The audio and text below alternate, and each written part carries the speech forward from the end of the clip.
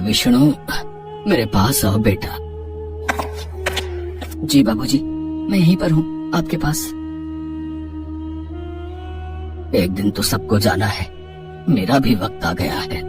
लक्ष्मी, तुम भी मेरे पास आकर बैठो बेटी। अब सुंदर कहाँ है? भैया रास्ते में है बाबूजी, बस पहुँचते ही होंगे। वो भी आ जाता तो ठीक रहता। तुम सबको एक जरूरी बात बतानी थी, कहीं उसके आने से पहले मेरे प्राण न निकल जाए।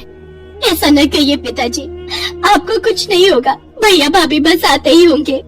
आएंगे, जरूर आएंगे वो, पर मेरे चले जाने के बाद और आते ही अपना हिस्सा मांगेंगे। अच्छे से जानता हूँ उन दोनों को। तुम दोनों बहुत भोले हो और वो दोनों एक नंबर के चालाक।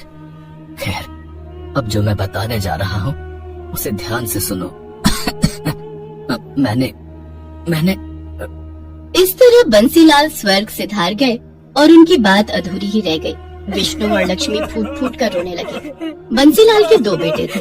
बड़े बेटे का नाम सुंदर और उसकी पत्नी मालती थी, जबकि विष्णु उनका छोटा बेटा था और उसकी पत्नी लक्ष्मी थी।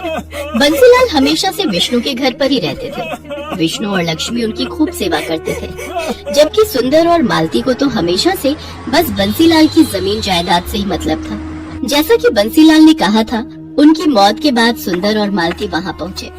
विष्णु, पिताजी चल बसे क्या? जी भैया, हम अनाथ हो गए भैया। बाबूजी नहीं रहे। अब कोई बात नहीं, हिम्मत रख भाई। अच्छा ये बता, पिताजी ने जाते हुए कुछ कहा क्या? नहीं तो मतलब, अरे वही अपनी जमीन या खेत के बारे में कुछ? नहीं भैया, इस बारे में तो कुछ नहीं कहा। हाँ तो ठीक है ना, आप 2 ही भाई तो हो, आधी आधी बांट लो जमीन। भाभी, अभी अभी पिताजी का देहांत हुआ है, ये सब बातें बाद में भी तो हो सकती हैं। हाँ, तो मैं कौन सा बिल्कुल अभी कागज पत्तर मांग रही हूँ। सुंदर और मालती एक नंबर के लालची थे। सुंदर बहुत पहले ही पैसे कमाने के चक्कर में शहर चला गया था और शहर में रहकर उसने अच्छा खासा पैसा भी कमा लिया था, जबकि विष्णु सिर्फ इसलिए गांव में रहा ताकि वो अपने पिता की देखभाल कर सके और खेती बाड़ी संभाल सके। इस तरह से सुंदर के मुकाबले विष्णु हमेशा से ही गरीब ही रहा। लेकिन इस बात का न तो विष्णु को कोई अफसोस था और न ही उसकी पत्नी लक्ष्मी को। दोनों ने मिलकर बंसीलाल का बहुत अच्छे से ख्याल रखा और उन्हें कभी कोई कमी नहीं होने दी। जबकि अमीर होने के बावजूद सुंदर और उसकी पत्नी मालती एक नंबर के कंजूस और लालची थे। उन्होंने जीते जी तो कभी बंसीलाल की सुध नहीं ली, लेकिन अब उनके देहांत के बाद अपना हिस्सा मांगने जरूर पहुंच गए थे। विष्णु, अब तो सारे काम निपट गए हैं और मेरी छुट्टी भी खत्म होने वाली है। तो आओ, अब जरा बंटवारा कर लेते हैं। भैया, बंटवारा करना जरूरी है क्या? और नहीं तो क्या विष्णु भैया, आप तो रहते हो गांव में, अपनी जमीन की देखरेख कर ही लोगे। पर हम शहर से कहाँ आते रहेंगे बार बार? इतना टाइम थोड़ी ही होता है हमारे पास। अब बंटवारा हो जाए तो हम अपने हिस्से की जमीन बेचकर निश्चिंत हो जाए और फिर चले जाए वापस। भाभी, तो क्या गाँव से कोई नाता नहीं रखोगी अब यहाँ गांव में है ही क्या लक्ष्मी? पहले पिताजी थे तो फिर भी आना जाना हो जाता था, अब क्या ही करना है यहाँ आकर? मालती और सुंदर ने जिद ठान ली थी कि बंटवारा तो होकर रहेगा। और फिर बंटवारे से ठीक एक दिन पहले, सुनो जी। हाँ बताओ। मेरे पास एक कमाल का आइडिया है। अगर हम कुछ ऐसा करें कि विष्णु अपनी जमीन भी हमें बेच दे तो कैसा रहेगा? और वो अपने हिस्से की जमीन हमें क्यों बेचेगा? और हम क्या करेंगे इतनी सारी जमीन का भाई? हम क्या करेंगे मतलब? अरे सारी जमीन बेच बाच कर शहर में बढ़िया घर और चमचमाती गाड़ी लेंगे और क्या। पर ऐसा होगा कैसे भाई? मालती ने सुंदर को अपने दिमाग की सारी खुराफात बता दी। फिर अगले दिन सुंदर सुबह विष्णु से बोला, विष्णु, क्या कर रहे हो? खेत जा रहा हूँ भैया, बीज बोने हैं। अच्छा, तो तुम मेरे साथ तहसील नहीं चलोगे क्या? तहसील? वहाँ क्यों जाना है भैया? अरे वो पिताजी का मृत्यु प्रमाण पत्र लेकर जमीन अपने नाम ट्रांसफर करवानी पड़ेगी ना। ओहो, भैया आप ही देख लो ना ये सब, मुझे वैसे इन सब के बारे में क्या पता। चलो ठीक है, मैं अपने हिसाब से देख लूंगा। भोला भाला विष्णु सुंदर पर बहुत भरोसा करता था। आखिर दोनों सगे भाई थे। उधर मालती और सुंदर तो यही चाहते थे कि विष्णु उनके साथ ना जाए। मालती और विष्णु उस दिन तहसील के बहाने सारा दिन घूमते रहे और फिर शाम को अपने प्लान के मुताबिक वो घर में दाखिल हुए। अरे भैया भाभी, आ गए आप लोग? थक गए होंगे ना, पूरा दिन लग गया आज तो। अरे पूछो मत, पूरा दिन धूप में परेशान हो गए। और हासिल क्या हुआ? ढेला। ढेला ही मिलेगा ना। पिताजी ने हमारे लिए कुछ नहीं छोड़ा। कुछ नहीं छोड़ा? मतलब पिताजी हमारे लिए इतनी सारी जमीन छोड़ तो गए है ना? अरे ये जमीन हमारी नहीं है लक्ष्मी। पिताजी ने बैंक से लोन लिया था ना 2 लाख रुपए का, जो उन्होंने चुकाया नहीं, और बैंक ने अब जमीन पर केस लगा दिया है।